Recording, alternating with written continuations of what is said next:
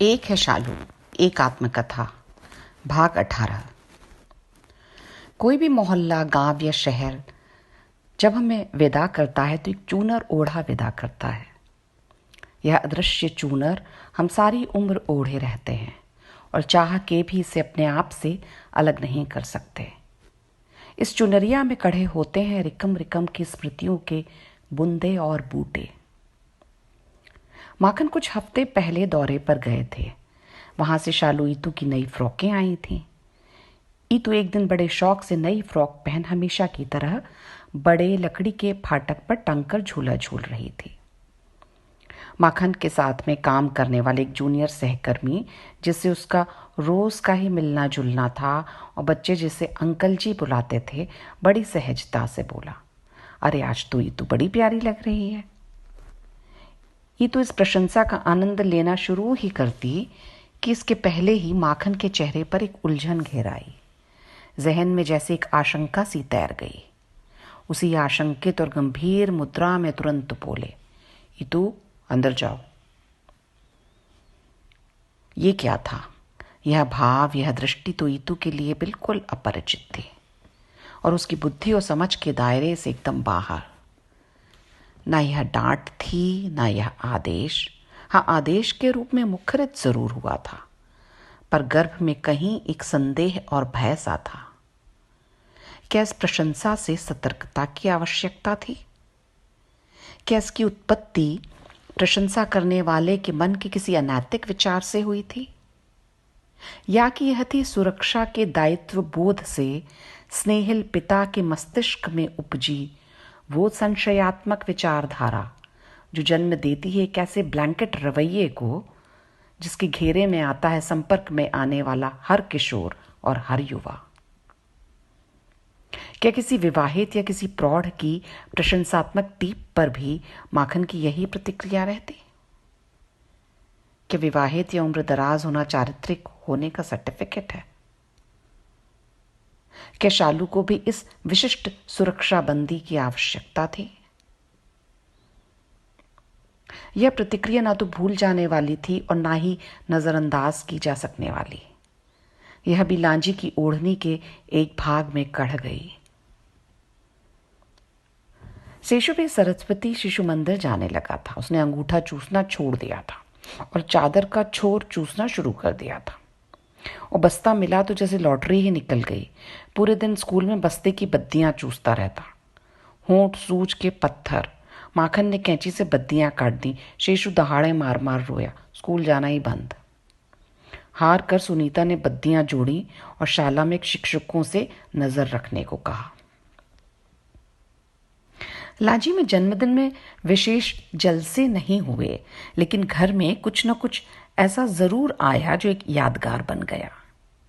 तीनों के जन्मदिन लगभग लगातार ही थे, अप्रैल, जून और जुलाई।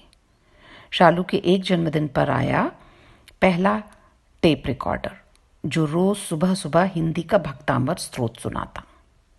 भक्तांबर के चलते चलते माखनलाल ऑफिस के लिए तैयार होते और भक्तांबर खत्म होते ही कैसेट बदलती, अध्यात्म से सुपर अध्यात्म। मैं हर फिक्र को धुएं में उड़ाता चला गया।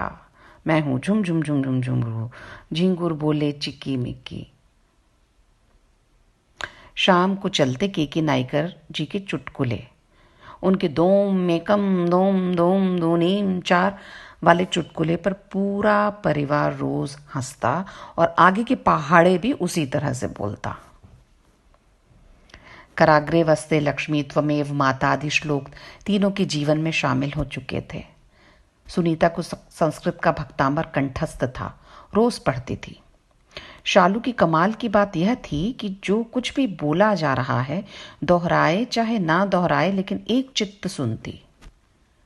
बड़ी लगन से अपना गृह कार्य करती।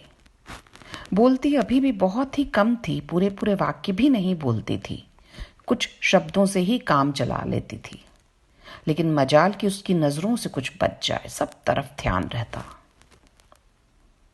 लिखने का अभ्यास जी जान से करती। तल्लीन होकर जब लिखती या कोई और काम करती तो अचानक आहट होने पर अभी भी हाथ ऊपर तन जाते, शरीर कपकपा जाता और फिर बाथरूम की दौड़। सुनीता अब उसे थोड़ा आत्मनिर्भर बनाने की कोशिश कर रही थी। बाथरूम अकेले जाने के लिए प्रेरित करती। माखन के पीछे से बोलते रहने पर भी, अरे गिर जाए संगे जाओ जी, गिर जाए।